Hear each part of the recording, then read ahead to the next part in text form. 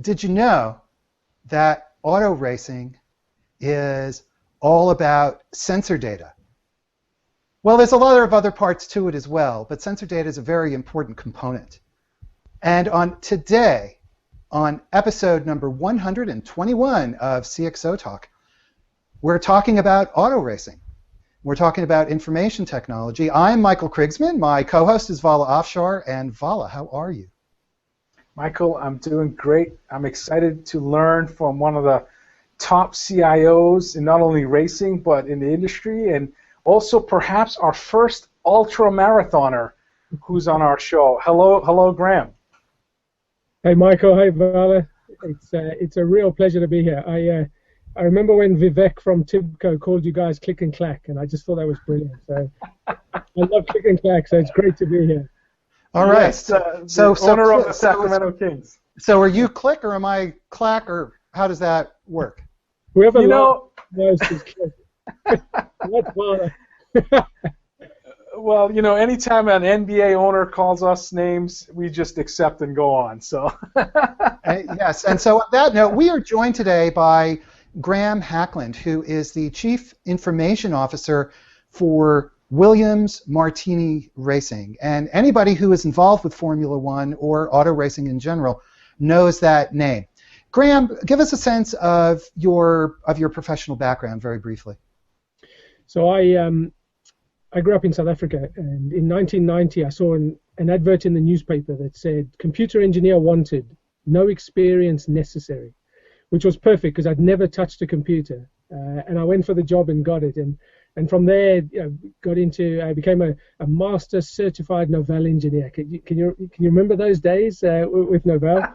I do remember those days. Yes, Novell was a great product. Yeah, absolutely. NetWare was my thing, and I moved to England in 1994, and traveled all over England with a reseller.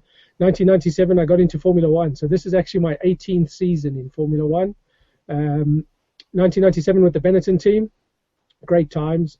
In the year 2000, we were bought by Renault with the aim of winning the World Championship in 5 years, which I thought was going to be really tough, right?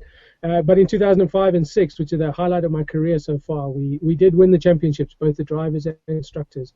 Fabulous time. And then in 2014, I got the opportunity to join Sir Frank Williams and join the Williams Martini racing team to be a part of this business transformation that they kicked off with the sole aim of taking Williams back to the front of the grid. And I thought that was really exciting. So, yeah, so that's since awesome. January last year, I've been with the team. That's awesome. Graeme, tell us a little bit about Williams Martini Racing, about the size of the group, the mission, and overall company profile. So Frank and his partner, who was one of the leading technology guys of the day, recently knighted, Sir Patrick Head, set up the team in 1977. Really small team, but by 1980 they won their first world championship, taking on all of these big teams with a lot more budget than they have, and did an absolutely fantastic job. And between then and 1997, the team won 16 world championships. 7 for drivers and 9 for Williams as a constructor. So a fantastic heritage that Williams have in Formula One. And then in 2013 had a really tough year, and that's when Sir Frank decided to initiate this business transformation to take the team back to the front of the grid. So you're the CIO of Williams Martini Racing. What does information technology in this type of organization actually do? Yeah, so we have everything that most of the other CIOs who are watching this will recognize. I guess we operate across the whole life cycle of the Formula One car. So everything from aerodynamics to design to manufacturing to the actual engineering of the car that everybody recognizes on a race weekend when they're watching on television. So we're trying to get concepts from aerodynamics and designers as quickly as we can through that electronic chain all the way to the car. And how does the business of racing make it unique for IT? Can you talk a little bit about the demands on your team when every second on race day matters? And Vala, that's the key, I think. It's that real-time nature of what we do. It's very public. So when you have successes, it's amazing. Everybody wants to talk to you. And when it's not going so well, everyone disappears, and it's really public. But the great thing as well is that every 19, 20 times a year, every 2 weeks, you get a chance to have another go. So if you had a bad race, like we did earlier this year in Monaco, you've got a race coming up, and the very next race after we had a tough time in Monaco, we were on the podium. So you get that opportunity to turn things around very quickly, and season by season, the cars are changed completely, totally redesigned. So we get that constant demand for innovation, and that I think is why I've been in the industry so long. The car is changed every race, and so there's an expectation that across the whole company we'll have this constant innovation and change, and I think that's the thing that keeps all of the IT professionals who work within Formula One so engaged.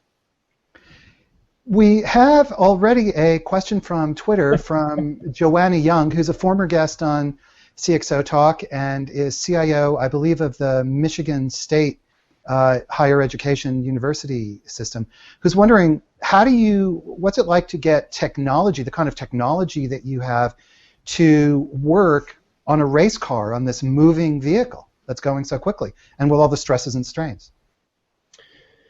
Yeah, we talk about connected cars now, coming onto the streets all over the world.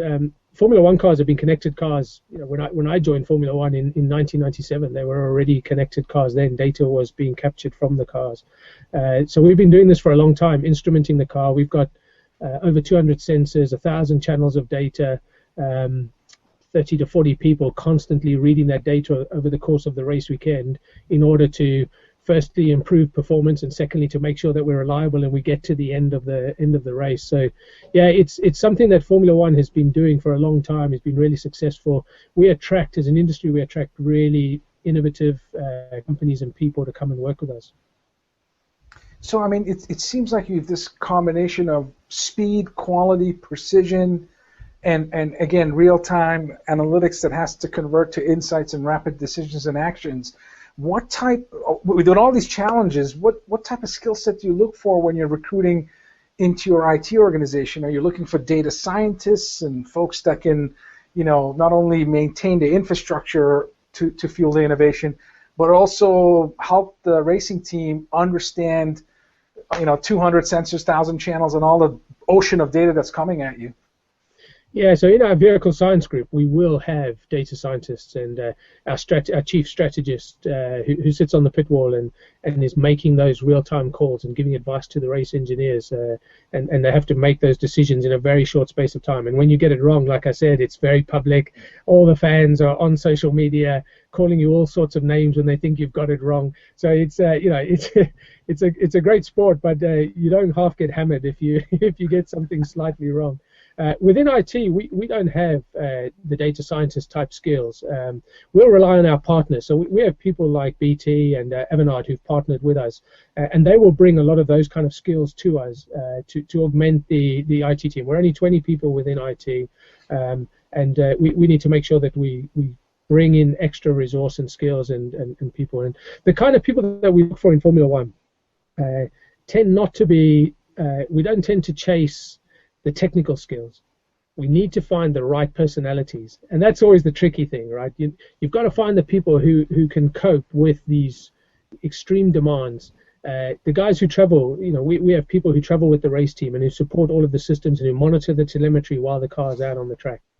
They have to make sure that those systems are running 100% of the time that the car is on the track.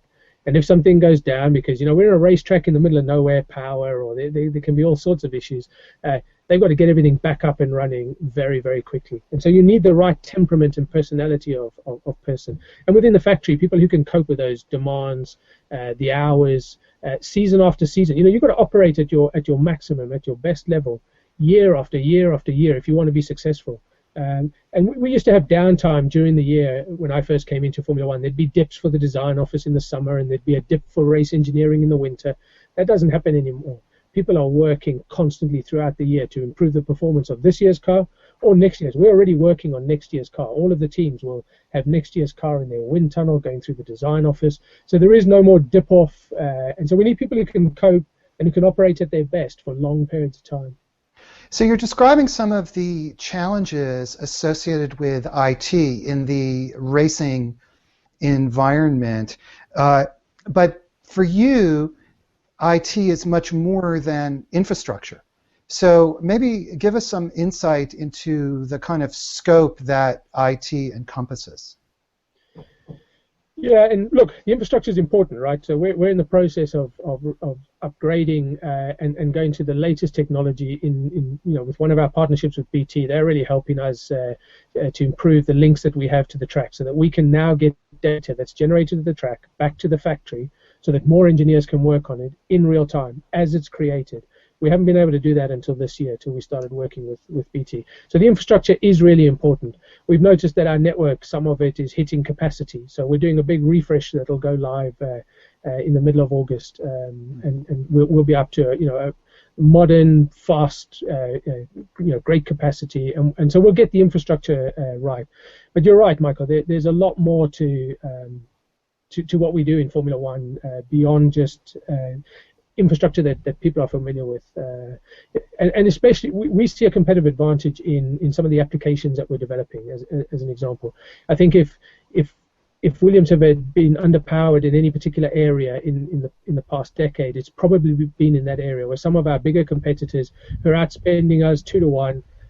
They're doing a lot more of their own development of their applications than we have been. So we partnered with Avanade to bring us that development capability to help us with our digital journey. We felt that the tools our engineers were using, the mobility tools that they had, so that they could work wherever they were on any piece of data safely and securely, wasn't up to scratch. And so that was one of the things that we wanted to sort out pretty quickly. So we partnered with Avanade to bring us a whole heap of development resource that we wouldn't have been able to provide ourselves, but skills for example, we developed a strategy application for our engineers this year to use at the track around tire optimization. So a lot of data about our cars, but also the data that we're provided by the tire manufacturer about all the cars. So it helps you with some predictive analytics as well. And our engineers, without this work that we did with the guys from Avanade, just wouldn't have had access to that data. And we were able to be much more aggressive in the early part of this year with our strategy than we would have been able to be. But the thing I was most impressed with was we used offshore resources from Avanade. So we used a team in India to develop this application for us, who'd never been to a Formula One track, as far as I know, most of them. I went out and met them in March and spent some time with them. And they did a show and tell and demonstrated the application that they developed. Hadn't been to a race. We're not race strategists themselves, and yet they absolutely produced a tool that our engineers were able to use from that first day. But Avanade were also able to provide us with UI expertise. And so we didn't just listen to what the engineers said, and this is where it can be a bit contentious. So if you ask an engineer what they want, they'll tell you down to the lowest detail, this is exactly what I want, don't do anything else. And we said, trust us. And we got this UI expert to analyze how they work, and then we produced a tool that he felt and we felt would be intuitive, much more intuitive for them.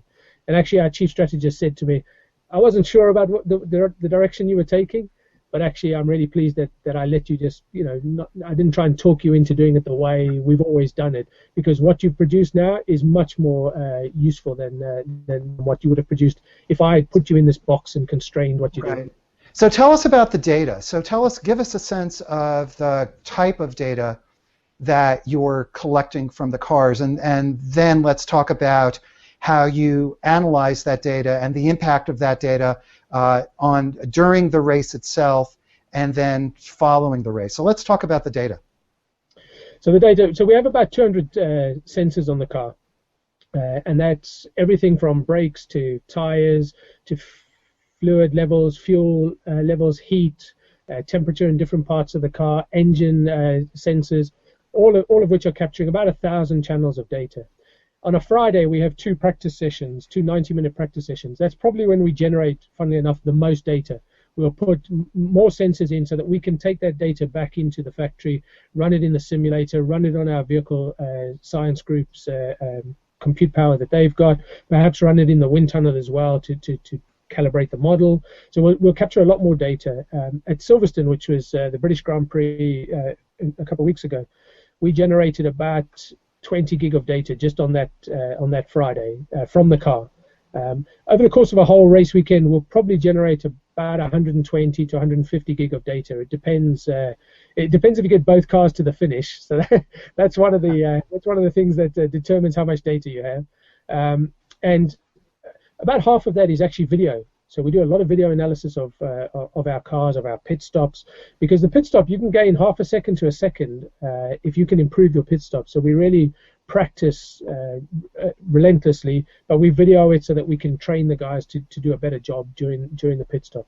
So there's the video analysis, there's all of the telemetry data that's coming off the car, that you've got about 40 people at the track analyzing, and then however many engineers we can now remotely, and we're starting to grow that group so that they can do more analysis away from the track as well, because I think that is an advantage that some of our competitors have, where we were a little constrained by the technology, to be frank. We weren't able to get the data to our engineers remotely from the track, which we can now.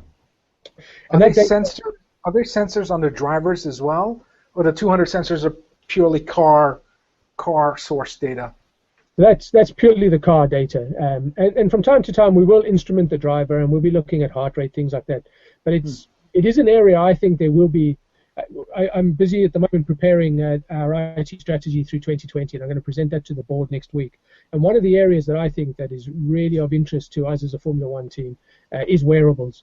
I think wearables for the driver, but also for our pit crew, for the engineers, for our staff who are producing that car, designing it, and race engineering it. I think we can really, and it's not just about health, which we do take seriously, and our guys are really looking after themselves in terms of diet and fitness. But there's a lot more I think we can do with wearables, GPS positioning of the people during the pit stop, and also the driver's health. I think sometimes a driver will not perform at their optimum, and they won't really understand it. And I think if we had more instrumentation on the driver, we might know that perhaps they're feeling a bit under the weather. There's a bit of a bug there that you don't know. They lose a couple of kilos of weight during a race, just from the heat that there is in the cockpit. So they're a big part of the package, and they are part of that performance package. The engine, the tires, the chassis, but the driver is a big part of that performance. So I think in the future you'll see more of that instrumenting of the driver happen. So the way you're describing it, IT is not just standing on the outside looking in at the business, so to speak, and in this case the business has to include, I'm assuming includes both the racing as you're describing as well as the back office functions, but you're actually a very significant participant in the race activities and I'm assuming the back office activities as well. Yes, so Williams as a group have 4 businesses, and the 2 that we do the most work with are the Formula One side, but we also have an advanced engineering division. And what advanced engineering do is they take technology, know-how, the things that we know about aerodynamics, lightweight materials, energy efficiency, and they apply it to all sorts of other industries and all sorts of other projects that we've done for motorsports, for OEM car manufacturers, in aerospace, in lots of interesting industries. We did the batteries for the new electric formula that ran this year, Formula E, and I think that's also an important part of IT playing a role in helping them to take advantage of technology. So as I'm looking at our strategy through 2020, some of what I'm looking at is actually where are there business opportunities for our advanced engineering group to take advantage of technology and to be a leader in some of those technologies. But you're right, we have the back office function to support, but we are right there within the engineering of the car. I believe there is a competitive advantage, and more importantly, our Chief Technology Officer, Pat Simmons, believes there is a technical advantage from IT, and I think that's really important. Graeme, you're a social CIO. I see you active on Twitter. You have video blogs. You actually blog as well. Where do you get your source of innovation? You talk about building an IT roadmap that looks ahead 5 years, and given the speed of innovation, it's amazing what we can think about the possibilities 5 years from now. Where do you independently research? Do you collaborate with other peer CIOs? I'm interested to know, how do you formulate this vision for such an innovative company? There's got to be tremendous amount of pressure on your shoulders to represent, the technology vision of Williams Martini Racing. So how do you do it? Give us some insights and advice to other CIOs watching. So I follow people like you on Twitter, Vale, because you're pretty prolific, right? I remember I used to subscribe to dozens of RSS feeds, right? And I used to be tracking technology, and there's lots of really good sources of information out there who are tracking the technology trends and who I follow. I've switched all that to Twitter now. I don't have a single RSS feed anymore. All of my information feeds now come through Twitter. But I need to name check someone here. So Duncan Chapman, who I've worked with a lot in the past, a guy from Gartner, has really helped me over the years, and has helped that independent advice as well. And there are other analysts that I follow and look at the trends that they're saying. And not everything that they predict is going to come true, but a lot of the trends that we're seeing already around social, mobile, analytics, cloud, these guys were predicting 10 years ago. 5 years ago, I remember sitting in one of the big conferences, analyst conferences, and thinking, wow, is what they're saying true? Are CIOs going to lose control? This whole idea of there's a perimeter and everything's inside the perimeter and the CIO controls it. And they were talking about, you're going to have to give up that control. Forget it. In fact, if you think you've got control, you've actually already lost it. So I get inspiration from those kind of people who make me think, challenge me, and I bought that straight away. I realized that this whole thing about bring your own and device, and the first person to have an iPad in those early days in my company was the CEO, which happens to lots of CIOs, right? It's the guy at the top who wants it. I remember the PA of the CEO phoning me up the day after the first iPad was launched and said, "I want one." I said, "Well, what are you going to do with it?" "I'm not sure," but they were queuing out the door to get this iPad thing, right? So I definitely need one. So there are a lot of people that I follow and track, and technology trends that I look at. Some years ago, I was advised about 3D printing as being something that was really going to change the world. So I've been tracking that industry for the last 3, 4, 5 years. 3D printing, what's called 3D printing now, has been in Formula One since the late 90s. I mean, we've been 3D printing our wind tunnel models since the late 90s. So it's technology that we're really familiar with. And seeing it grow and starting to be used in all sorts of industries now, I think is fantastic. I read as much as I can every day. I'm looking at news feeds on Twitter, and making time. I have to make that time. I think every CIO has to carve out some time every week to be looking at the trends, what's going on, what the commentary out there is, and that tends to be how I get the guidance. Okay, let's talk about your relationship to other parts of the company. So you are very integrated with other business units and the 4 different businesses that Williams Martini Racing operates. How were you able to make that happen? And what are some of the challenges that you face as a CIO in ensuring ensuring the maintenance, maintaining that connection to the business, so that you're not on the outside looking in, but that IT is a part of the business? Yeah, I suppose the first thing to say is we don't have a divine right to be consulted on everything, right? I often hear I get to talk to a lot of CIOs, and one thing I should have mentioned to Vale in the last one is that I joined the CIO roundtable and was working on with a bunch of CIOs from other sports, and we were collaborating together. So that was a source of information for me as well. And some of the people that I meet are complaining that they're on the outside looking in, and I think we don't have a divine right to be on the inside. We have to prove that what we do is a competitive advantage in whatever our industry is. And some people say to me, well, it's easy for you because you're in F1, it's a high-tech industry. Actually, it's really difficult in F1 because pretty much 80 to 85% of my users think they know more than I do, and at least 50% of them do, if not right? So there's a challenge there that you can't try and hide. You can't if I don't know something, I tell them because they know more about it than I do. So I think the first thing is you've got to gain the credibility by just relentlessly focusing on so there's something in Formula One that I learned in 1997 that I've shared ever since. They talk about, does it make the car quicker? If it doesn't make the car quicker, why are we doing it? And there's also, I always add a sidebar there. You need the car to be reliable as well, because I remember in 2005, Fernando Alonso, who was one of our drivers back then, saying anybody can make a quick car for half a race. You got to get to the end. We talk about, will it make the car quicker? And I know that we're seeing now some of the Olympic teams, some of the rowing teams. Will it make the boat quicker? If not, get rid of it. We've had that focus in Formula One, from before I got there. Will it make the car quicker? And I say to people, what is in your business? What is that? Will it make the car quicker? What do you what's your goal as a business? And often CIOs have difficulty articulating that. Our job is to get stakeholder value and Sure.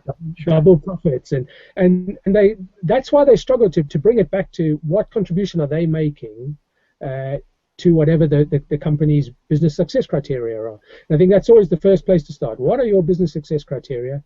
Tie your IT strategy to that. Prove that that's what you're doing, that you're not in it for yourself. You don't do IT projects for IT's sake. I'm not with the team for my own for my own reasons. I'm there because I want to see Sir Frank's face when we win a race and when we win more races and ultimately we win the championship. That's why I'm there. And I think sometimes IT professionals, we lose sight of that. And that's what I like about Formula One. I think that's why a lot of people who come into Formula One will stay, is that focus. What I do, Sure. They can see a link between what they do and that end product that we see on TV as it's going around the track. And when the car is not good, that's when it's tough to motivate yourself, right? Because you're working as hard as ever, long hours, and your performance is not great.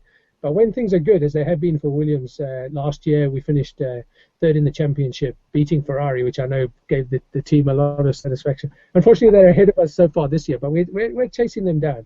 But there's a relentless focus on what makes the car quicker. How can we succeed as a company in getting to the front of Formula One? That's terrific. Please, Vala, go ahead. I'm going to go back to the theme of collaboration. You've got a company that's 600 employees strong. You have an IT organization that's 20. So, less than 5% of the resources in IT, and you're doing extraordinary work with new applications and analytics and big data and implementing a vision to 2020. So you're obviously collaborating with partners. You mentioned BT, you mentioned Avanade, you mentioned, working with UI, UX design experts. Talk to me about, how do you select, what criteria do you look for in partners as you scale IT by being a super resourceful CIO? So I'm a little bit nervous about telling you the answer to this because then the other CIOs of Formula One might... No trade secrets, no trade secrets. No, I'm joking. The partnerships are really important, right? I think a normal vendor-supplier relationship where they sell you something and they come back in 3 years and they sell you some more, or they come back in 12 months because they know you're going to need more capacity, that I don't think that necessarily works in Formula One. The advantage that we get from partnering with Avanade, with BT, and with some of the other tech companies that we're working with is that they buy into our success. They want us to be successful because we are a reference, we are an extreme example of their technology, services. We show the world them at their best. And there have been times that we've done partnerships and the world doesn't know about it because it didn't work out. For all we all tried, we did our best, but the product, the service just didn't work in our Formula One context. And so we won't stand up and talk about it and pretend that it was okay. We need our credibility, first of all. And the partners know that. They know that if they want us to be that example of their technology at its best, they've got to deliver.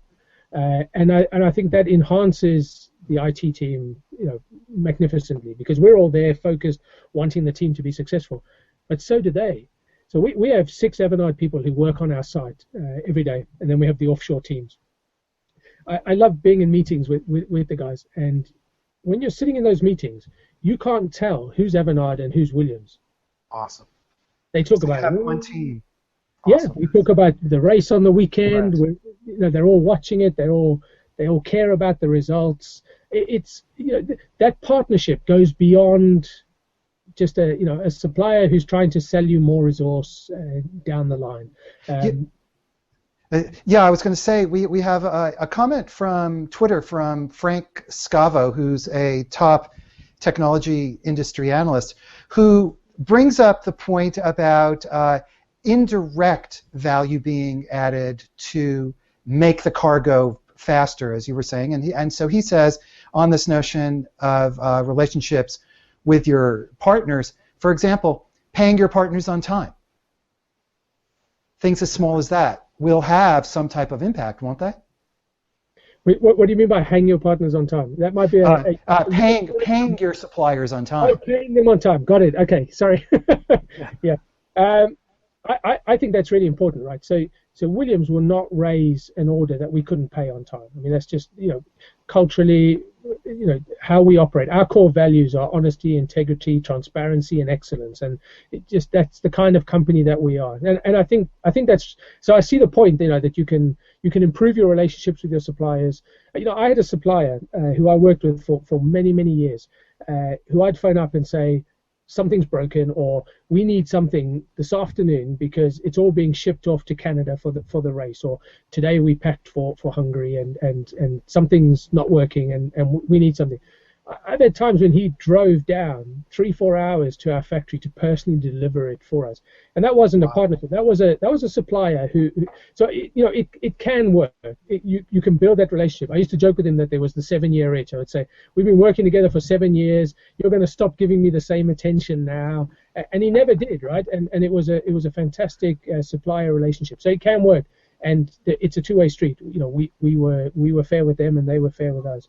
But I think when you bring someone really into the critical path of the car, like we've done with Avanade, the performance at the track relies on the solutions that they're producing for us. You need people who are really bought into your success, because every race that we missed, so if we don't get something to Hungary, which is the next race, you've lost that opportunity. It doesn't come back. You can't delay a product launch by a week or 2 weeks and say, there's no impact. There's always an impact when we don't deliver. There's always an impact to car performance. And so we want people who care about it as much as we do. And that's what we get with these partnerships. The guys from BT who are currently deploying the new solutions for us are absolutely committed to us. You'll see them tweeting about our performance at the track. They're bought in. It's fantastic. What about this idea of risk? Where does risk come into play in the context of the race? You said you don't want to set up a wall around using Facebook, for example, but still there is a concept of protecting the corporate assets and risk. As a CIO, that has to be very important to you. Yeah, I care a lot about risk. I mean, one of the things I did coming into the Williams team was to establish a risk committee who meet regularly, who document the risks, who've taken accountability and responsibility for the IT risks. We're taking a much broader view of risk than perhaps Williams did in the past. When you talk about risk, everyone thinks of IT security, and maybe compliance as well. But we also look at performance and availability. We look at those 4 areas as our risks. We did a partnership with a company called DTEX. It was the first one that I did, and DTEX do an audit tool. So now we can tell, and it's really important, not just from a Formula One point of view, but our advanced engineering company have the intellectual property or confidential information of our customers. So we either jointly develop IP or we use their IP to produce a product for them. So we have to prove to them that we are safeguarding their confidential information and intellectual property. And I also, when we talk about data loss, I don't like to just focus on IP, because when you talk about IP, people think of designs, drawings that you can physically share around. They don't think about the confidential information around any part of our business, who our sponsors are, what the deals are looking like, who we're talking to in terms of becoming technical partners with the team. All that information is valuable to us. And I think the other thing that we've really focused is on understanding how long certain types of information have value. Because I think many of us treat all information the same, and it's valuable forever, and that's not true. The Formula One car from 3 or 4 seasons ago is almost irrelevant now. The technology has changed so much in Formula One. In 2014, we brought in all new regulations, and new hybrid power units, new technology, and so the older data is not that relevant now. But the data for our car next year, right now, is our most confidential information that we should absolutely be protecting. So I put a lot of my focus, a lot of my time on IT risk, and I believe in audit over blocking. I really, we moved to Office 365 last year. We could have locked that down, taken all these nice features that are in it, and prevented our users from using them because maybe we were going to feel less secure, or that our data was going to be at risk. By putting the audit tool that we have in from DTEX, we're able to tell where our data is at rest, in movement, being printed, and our customer data, and we can protect it. So you're right to raise it. I think it's a really important, and for most of us, for most CIOs, it's really, really important that we are protecting our intellectual property, the things that will make us successful. Sure. Graeme, you clearly have lockstep relationship with R&D and engineering and the folks that are building and making the car faster and better and more quality. Can you talk to us a little bit about your working relationship with the CMO and the marketing organizations within Williams Racing? So there's a lot of debate going on, isn't there, in our industries at the moment? It is. Definitely. A couple of years ago, we were talking about the death of the CIO, right? CIO, right. It's going to be the chief digital officer. There's not going to be a CIO. There's just going to be an operational guy who's sit in the corner and just keep the lights on. And all the really good, fun, interesting stuff is going to happen in marketing, right? There we go. And we're talking about budget, right? So there's this whole shift of budget. Marketing's taking all of IT's budget. Actually, I have a great relationship with our CMO, and actually I have a great relationship with Avanade's CMO as well, Stella Goulet, who I've done a lot of work with this year around the partnership and the messaging of how we are digitizing our business, how we are turning our workplace into a digital workplace, and what that means for us to enable mobility and collaboration. I've asked Avanade to focus on usability, and I've asked our internal teams as well. Think about what it's like for the person that you're developing or bringing the solution to. What's it going to be like for them to use it? Often we maybe it comes from some of the big vendors who produce these huge solutions, and then you need to go on a week's training course to learn how to use it. I want things that are intuitive for our users to use, that they can pick up and use straight away. When we did the Office 365 move, we did a staff survey. We asked them all, do you want formal training lessons? And they all said, just give it to us. We'll pick it up as we go along. We know, Outlook is not that difficult a tool to use. So that's the kind of thing that we want to do. We want to produce tools and solutions that are easily usable, but we want to think about them from the user perspective, not from an IT perspective, not from what's easiest for us to support. I think I've been as guilty through my long career in IT from 1990 on in doing things that were easier for us to support. If everyone has the same laptop, it's really easy for IT to support that estate. That's not good. That's not good for our colleagues. So yeah. So you're definitely focused from looking at technology from the user perspective. We have only a few minutes left, so. Innovation is obviously very important to you. So tell us a little bit about innovation, how you innovate, how the company thinks about innovation. There's that say, innovate or die. In Formula One, if you're not innovating constantly through the season, you will just disappear down the order. Success for a Formula One team is finishing as high as possible in the Constructors' Championship. That brings in your income.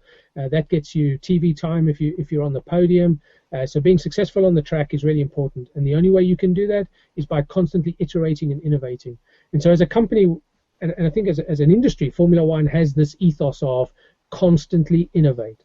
And so there's an expectation that whether you're working in marketing or you're working in IT or in other parts of the business, you will innovate as well. You will constantly bring innovation to the team to help with our key business success criteria.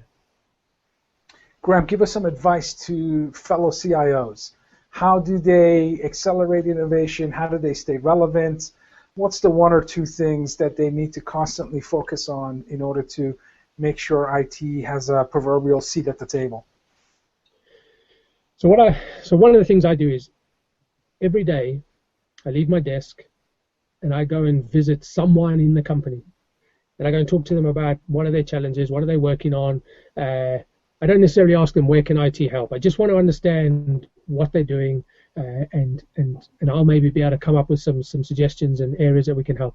Very often, of course, they'll tell me that they want help and they want me to help. But I think we've got to get out there. And my management team as well, I encourage them every single day, get out there, talk to the rest of the company, find out what their challenges are. Because I think you can lose touch with the regulation changes every single year in Formula One. There's this constant changing landscape of regulation and how the car has to be produced and designed.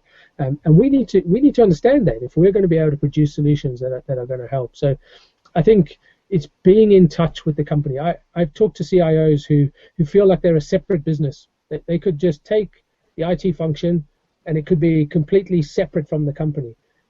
I feel that that's a huge mistake. Because then you're just a supplier.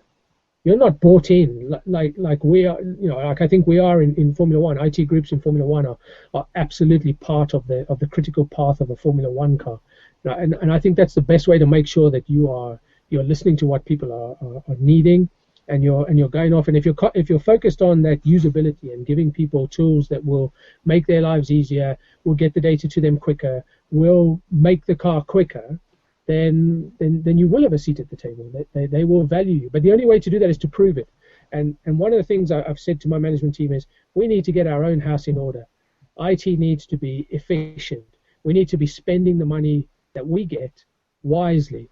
I hate waste. We should not waste any of the money, because whatever money we can give back to the team, whatever money we can save by doing partnerships or by finding technology or someone who'll give it to us a bit cheaper, whatever money we can save, we'll go back to the car, and we'll go back to more iterations, more design, more development. So we really want to focus on internally, are we doing the best job? Are we the best IT function that we can be? Those companies that shadow IT is a big problem in, and people are off buying all their own solutions and services. Again, there's that you don't have the divine right to be the IT vendor anymore as an internal function if you're not absolutely sitting next to them, living their pain. If you work to shift, all your people work to shift and go home, and they're not there when the engineer is working and struggling, and he can't get hold of you when he needs help, then you don't deserve a place at the table. Graeme, we have just 2 minutes left, and so very briefly, this relationship is a two-way street, and so what advice do you have to non-IT executive management in terms of creating an opportunity for IT to really shine? That's a really good one, and that's important. Give your IT a chance. If you're an IT function that is constantly being driven down on your funding levels, you've just got to reduce everything that you spend. If there was a trade-off, I remember Dave Aaron from Gartner saying, if you could get the agreement with your company to take everything that you saved operationally on a seesaw, and they gave it to you to do innovation, wouldn't the company be better off? And so I think I would say that to other executives within companies. Give your IT function a chance, but also it's not all about squeezing the money and trying to get IT as cheap as possible. I think we're through that. Innovate. Give them the opportunity to innovate. Give them some headspace to innovate. If they're constantly firefighting, if all the resources are absorbed on keeping the lights on, you're not going to get the best out of your IT function. They care. They want to be part of the successful output. Fantastic. Vala, we learned a lot about F1 racing today. That was a fast, no pun intended, 45 minutes. And Graeme, as expected, dropped a lot of incredible advice. Thank you so much, Graeme. I know it's past 8 o'clock local time for you, so spending a Friday evening with us, it was a privilege. Thank you. Thank you, Vala. It was a pleasure. Thank you, Michael. We have been talking today on episode number 121 with Graeme Hackland, who is the Chief Information Officer of Williams Martini Racing. Everybody, thank you for watching. Please sign up for our newsletter so you can stay abreast of the latest on CXOTalk and stay connected to our guests. Next week at this time, we will be speaking with Craig Newmark, who is the founder of Craigslist. Everybody, thank you so much for watching. Vala, I hope you have a great week. You as well, Michael. Thank you. You as well, Graeme. Thank you. Everybody, goodbye.